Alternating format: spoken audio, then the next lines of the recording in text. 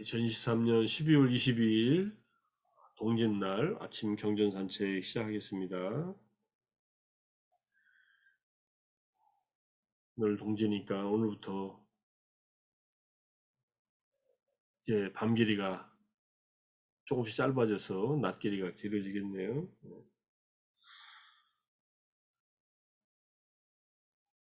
동짓날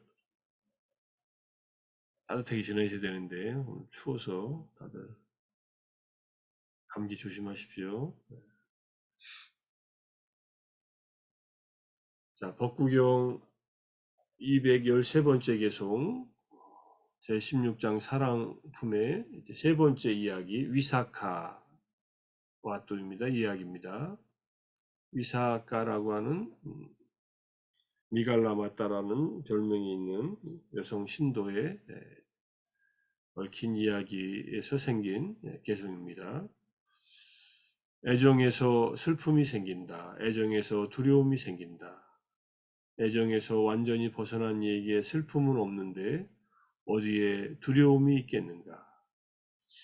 빼마또 자야띠 쏟고 빼마또 자야띠 바얌 빼마또 윗바무따사 나띠 쏟고 쿠토 바얌.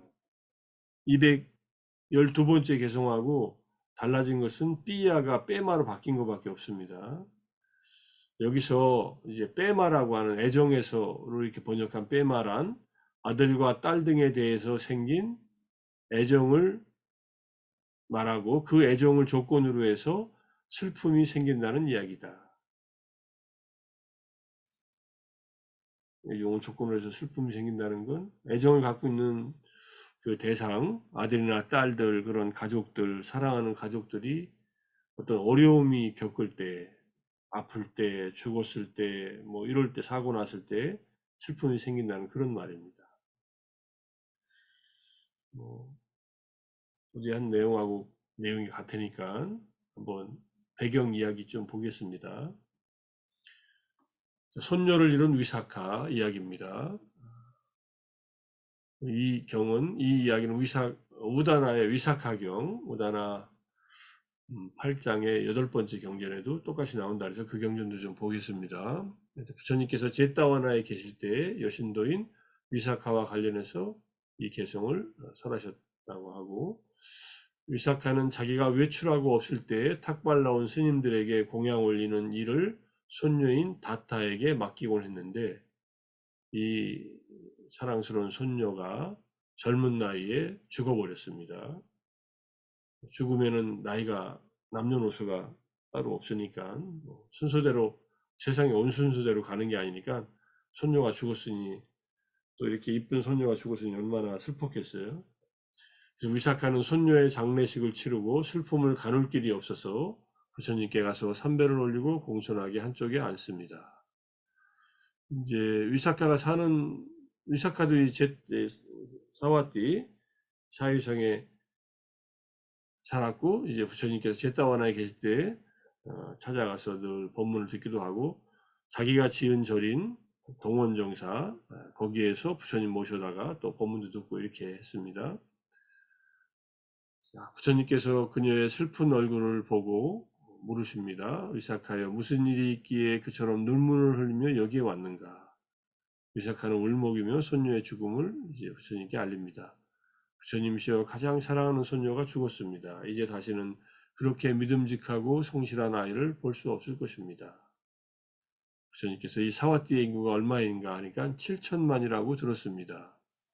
사와띠에 7천만 명이 살았다는 것은 지금 한반도에 사는 인구보다 많이 살았다는 거니까 어떻게 생각해야 될지 모르겠습니다.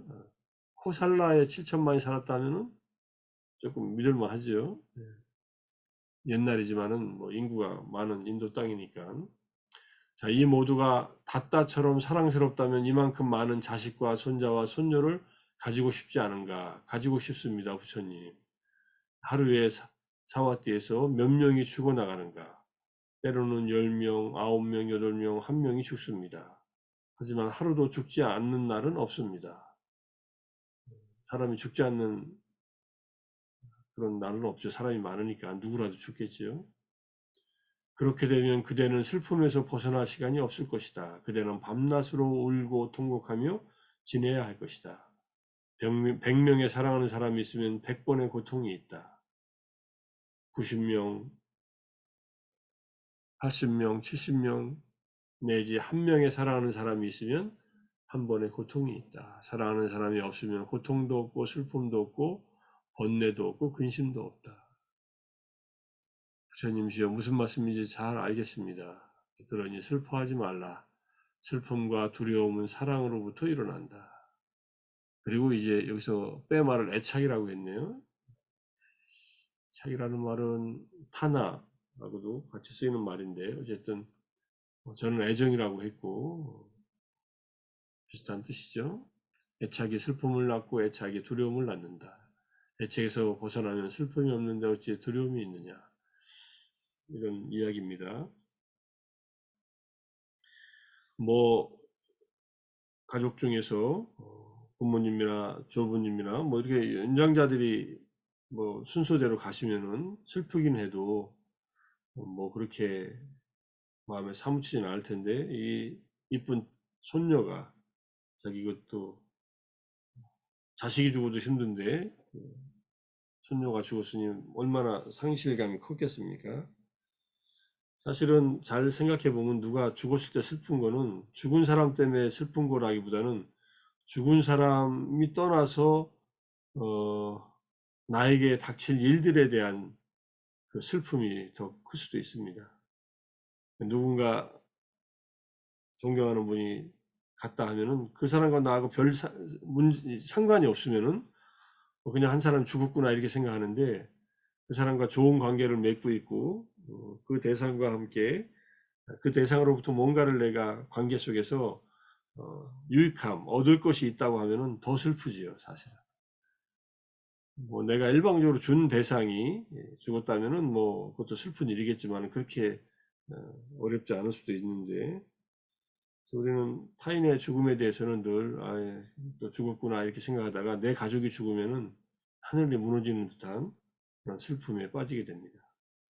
아마 뭐 다들 경험하셨겠지만 부모님이 돌아가실 때는 또 다른 어떤 그런 엄청난 슬픔이 밀려오니까 하늘이 무너지는 듯한 진짜 슬픔이 밀려온다고 하니까 그것도 어떤 시기에 어떻게 돌아가시냐도 큰뭐 연유가 되겠지만은 어쨌든 사랑하는 사람과의 그 죽음에 의한 이별은 이와 같이 고통을 낳고 슬픔을 낳고 근심과 뭐 두려움을 낳는다는 거 이게 이제 개성의 내용이니까 자 근데 이제 이 위사카경 오다나 8장의 8번째 개성 위사카경이 두 개가 있어요. 이 우다나 안에는 뭐 다른 데도 위사카경이 또 있겠죠. 위사카가 부처님을 찾아서 많은 가르침을 들었기 때문에 이렇게 나와 있는 겁니다. 자, 이 경전 보면은 세종께서 사와띠 동쪽 원림 에 있는 미갈라 마따 강당에 머무셨다. 그 무렵 위사카 미가라 마따의 사랑스럽고 마음에 드는 손녀가 죽었다. 똑같은 얘기입니다. 미갈라 마따는 젖은 옷과 젖은 머리카락을 하고 한낮에 세종께 다가가서 절을 올리고 한곁에 앉습니다. 한곁에 앉은 위사카 미갈라 마따에게 세종께서는 이렇게 말씀하십니다. 오 위사카여 그대는 젖은 옷과 젖은 머리카락을 하고 이 한낮에 어디에서 왔는가? 저의 사랑스럽고 마음에 드는 손녀가 죽었습니다. 그래서 저는 젖은 옷과 젖은 머리카락을 하고 이 한낮에 여기에 왔습니다. 슬퍼하다 왔다는 얘기겠죠. 그러니까 그대는 사와띠에 사는 사람만큼의 아들과 손자를 원하는가? 원합니다. 아들과 손자를 원합니다. 그런데 사와띠에 매일 얼마나 많은 사람들이 죽음을 맞이하는가? 이 인구 수는 물어보지 않네요. 여기서는 매일 10명, 9명, 8명, 6명, 7명 등등 한 명의 사람이 죽음을 맞이하기도 합니다. 사와띠에서 죽음을 맞이하는 사람들이 없는 날은 없습니다. 항상 누군가 죽는다 이렇게 얘기를 합니다. 이건 뭐 같은 내용이죠. 어떻게 생각하느냐? 그대는 언제 어느 때 젖지 않은 옷과 젖지 않은 머리카락을 할 수 있겠느냐? 슬픔에 빠지지 않을 수 있겠느냐 하니까 그렇지 않습니다. 세존이시여. 세존이시여, 저는 지금의 많은 아들과 손자들로 충분합니다. 이렇게 얘기합니다. 그러니까 더 이상 슬퍼하지 않겠다, 뭐 이런 얘기가 되기도 하고, 그러고 나서 이제 의사카는 100명의 사랑하는 사람을 가진 사람에게 100개의 괴로움이 있다 등등 해서 한 명의 사랑하는 사람을 가진 이에게 한 개의 괴로움이 있다. 사랑하는 사람이 없는 자들에겐 아무 괴로움이 없다. 그들은 슬픔이 없고 티끌이 없고 절망이 없다고 나는 말한다. 그리고 이제 우다나를 읊으신 거예요. 슬픔이건 탄식이건 세상에는 여러 형태의 괴로움이 있으니 이것들은 사랑을 반영하여 생긴다. 이때 이제 빼마가 아니라 삐야라는 말이 쓰였습니다. 삐얌 빠띠자 파바완띠. 삐야를 조건으로 해서 파바완띠. 일어난다, 생겨난다.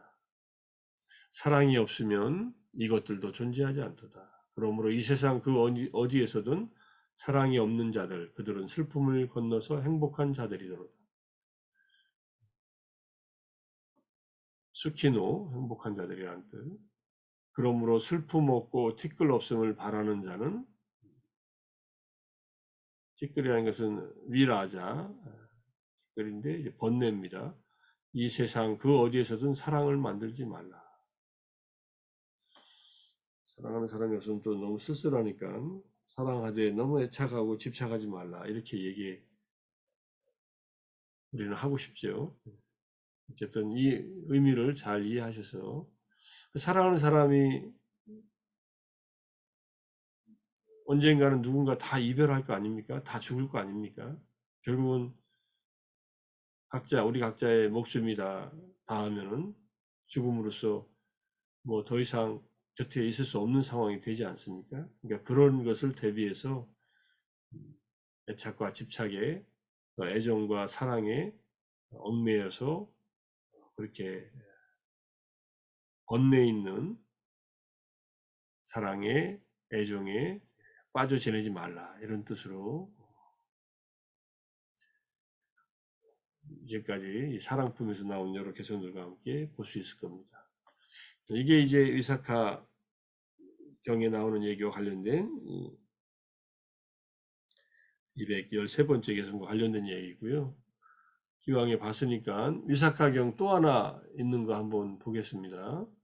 이거는 이제 우다나 2장의 9번째 똑같은 위사카 수타입니다. 여기도 마찬가지 세종께서 사와띠에는 동쪽 원림, 동원림의 미갈라마타 강당에 멈추다. 미갈라마타라는 말은 이 위사카가 이제 결혼을 했는데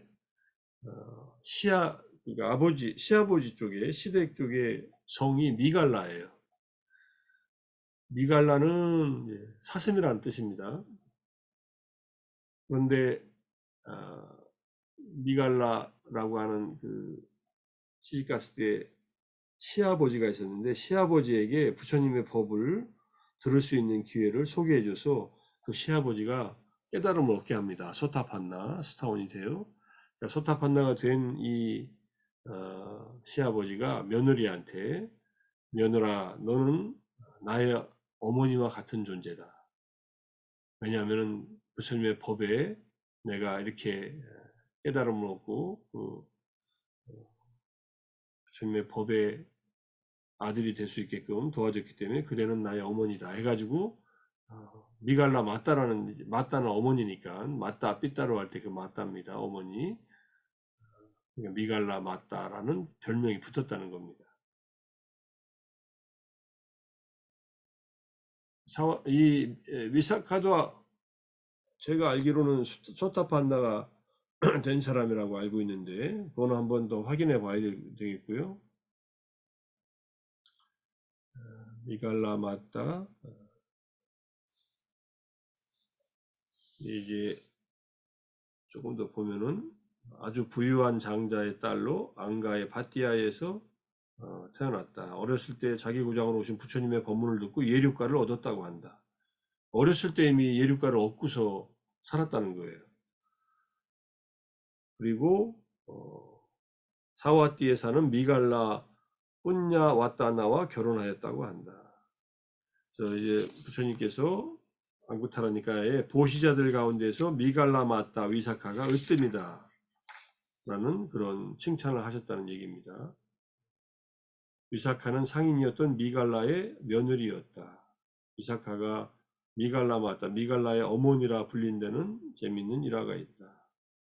본래 이 미갈라는 니간타, 그러니까 자이나교도의 열렬한 신도였는데 이 며느리의 설득으로 휘장을 가리고 부처님의 설법을 듣고 예륙가를 얻었다고 합니다.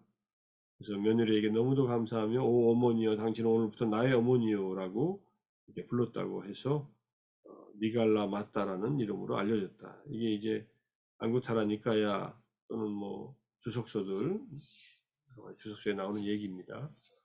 그러니까 소타판나가 돼서도 소타판나가 되면은 뭐 세속의 삶은 결혼도 하고 아이도 낳고 뭐 지내는 그런 삶을 살 수 있으니까 어쨌든 그래서 이제 미갈라마타에게 일어났던 일입니다.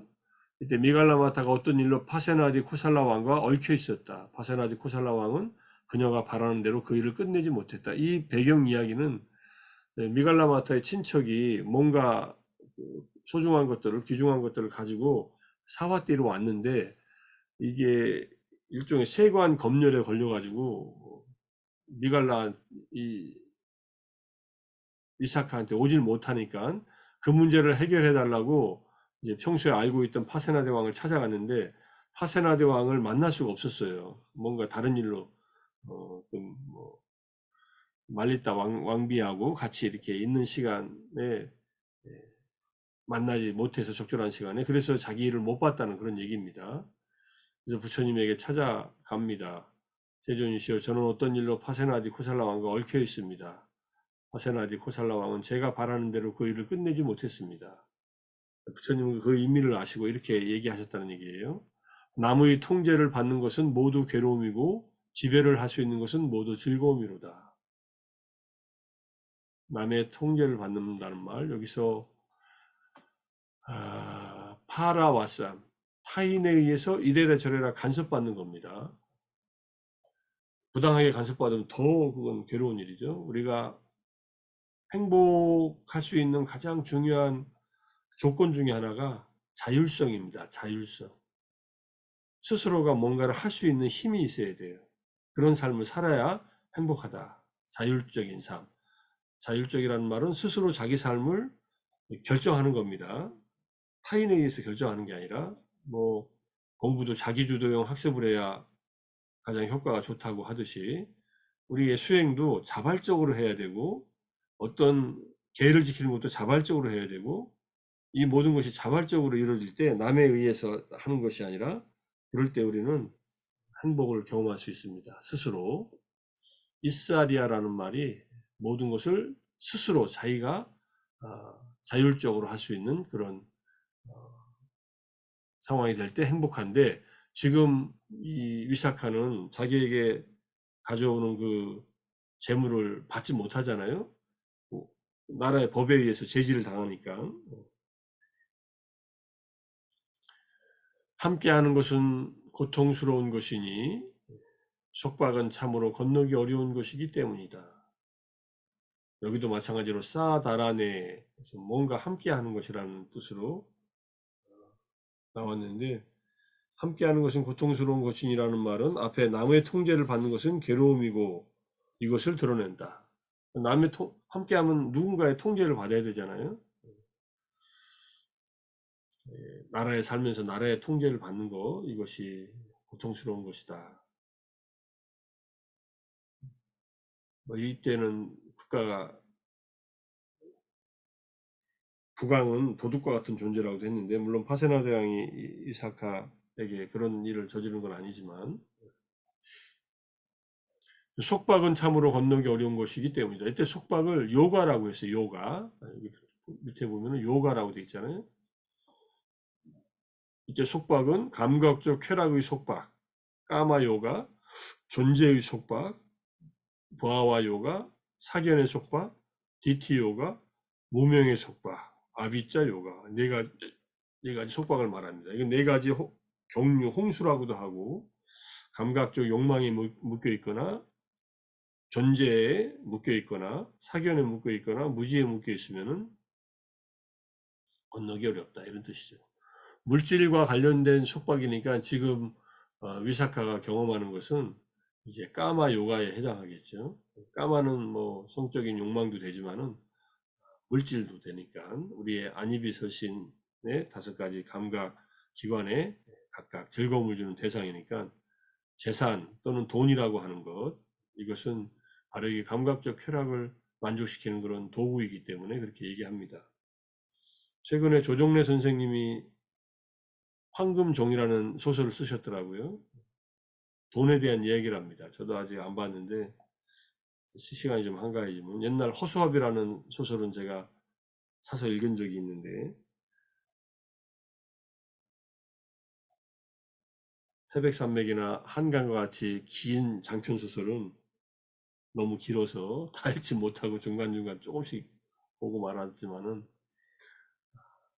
한번 읽어볼 가치가 있는 책인 것 같아요. 그분이 고생고생해서 쓰셨으니까 지금은 이제 그 월정사 농상마을에 당신 집필실에서 그러니까 지어드린 집필실에서 영적인 문제에 대해서 글을 쓰고 있답니다. 지금 82살인가 3살이신데 아주 정정하시더라고요. 그분 대단하신 분이에요. 어쨌든 속박, 예, 재산의 속박이에요. 재산. 자, 그래서 이제 이 경전에서 우리가 또 하나 볼 수 있는 거, 위사카에게 들려드린 부처님의 가르침은 이 4가지 속박에서 벗어나도록 마음을 내려놔라 이런 얘기죠. 내 마음대로 안 되는 일들이 세상에 늘 벌어지니까 그럴 때마다 괴로워하지 말고 힘들어하지 말고 물론 그 일들을 풀어서 헤쳐나가야 되겠지만은 일을 열심히 하는 것과 이렇게 안 되는 일이 있을 때 괴로워하는 것은 어, 잘 극복하고 집착을 내려놓고 일의 순리대로 따라서 해나가면은 하나씩 풀리는데 저도 그건 2년 전에 번역을 맡은 책을 번역은 얼마 전에 끝났는데 마지막 정리까지 딱 맞췄어요. 어제 새벽 1시까지 1시까지 다 정리하고서 이제 출판하려고 고연술에도 보내놓고 저한테 이거 의뢰하신 분한테도 이메일 뭐 카톡으로 보내놓고 나서는 좀 편하게 잤는데 아이고 그것도 남의 통제를 받는 일이더라고요. 결국은 제가 그 번역한다고 해서 번역비를 좀 받아서 그냥 근 1년 동안에 그냥 계속 제가 이 명상을 하면서 웬만한 그 스트레스는 잘 안 받는 스타일이라서 제가 스트레스를 안 받는데 다른 사람이 스트레스를 받는 거예요. 제가 일을 못하니까. 좀 미안하더라고요. 미안한 일을 많이 하고 삽니다. 시간이 늦어져서. 그래도 뭐 어쨌든 마감일이든 뭐든 이렇게 마무리하고 사는데 뭐 마무리 못한 번역들도 꽤 많아요. 한다고 했다가 그래서 아이고 이거 약속을 많이 할 일이 아니다 하는 생각을 하고 살지만은 살다 보면 또 욕심이 생겨서 그것도 속박이지만 또 책을 번역하고 또 책을 쓴다고 하고 또 논문을 쓰고 이러고 사니까 아직은 아직 속박에서 벗어나지 못한 상태로 사는 것 같습니다. 미아나 띨로카 스님, 독일의 최초의 유럽인 비구가 된 스님인데 이분의 생애를 보면서 여러 가지 많은 것을 느낍니다. 관동 대지진 때 이분은 동경에 계셨어요. 그래서 또 관동 대지진 때 한국인들이 학살당하는 것을 직접 보셨어요. 그런 얘기들도 있고 당신의 그 파란만장한 2차 세계대전 동안에 독일인이라고 수용소에 갇혀서 2차 대전 때 쓰신 원고가 총정도론 번역이에요. 대단하죠. 인도의 데라둔이라는 데 거기서 수용돼 가지고 거기서 총정도론 번역을 완성했어요. 나중에 또 말씀드릴 때가 있을 겁니다. 이번에 총정도론 번역은 당신의 제자인 야나몰리 스님 번역보다 훨씬 더 좋아요. 이렇게 정평이 나 있는데 독일어라서 읽기가 어려워서 그렇지. 제가 일본에서 공부하면서 그거 독일어 뭐 어떤 핵심적인 내용을 찾을 길이 있어서 독일어하고 영어하고 다 비교해 봤는데 독일어가 정확하더라고요. 그 번역이 끝났는데 이제 책을 만들기 위해서 또 수정을 해야겠지만 어쨌든 나중에 책 나오면 또 우리 백일 명상하는 분들한테는 한 권씩 드려야겠죠. 네. 약속했으니까 드리겠습니다. 여기 계신 분들은 드릴게요. 오늘 20분 계시네. 네. 나중에 받으러 오시든지 제가 보내드리면 이제 택배로 보내드리고 언제 한번 1월 달에 책이 나올 예정이니까 한번 뵙죠. 책 나오고 나서 네. 한 권씩 드릴 수 있을 겁니다. 자, 오늘 아침 정진하시느라 독송하시느라 그 다음에 경전 산책하시느라 애쓰셨습니다. 이걸로 마치고요. 마지막 이제 하나 안내 말씀. 혹시 공부하실 분들은 능인불교대학원대학에 오셔서 같이 공부하시는 기회가 되시면 들어오십시오. 장학금을 많이 드리기로 결정을 해가지고 기본적으로 수업료의 50%는 장학금을 주신답니다. 그래서 뭐 학교는 이제 만들어진 지 10년 차 되지만은 제가 이제 9년 차 들어와 있지만은 우리 황연아 선생님은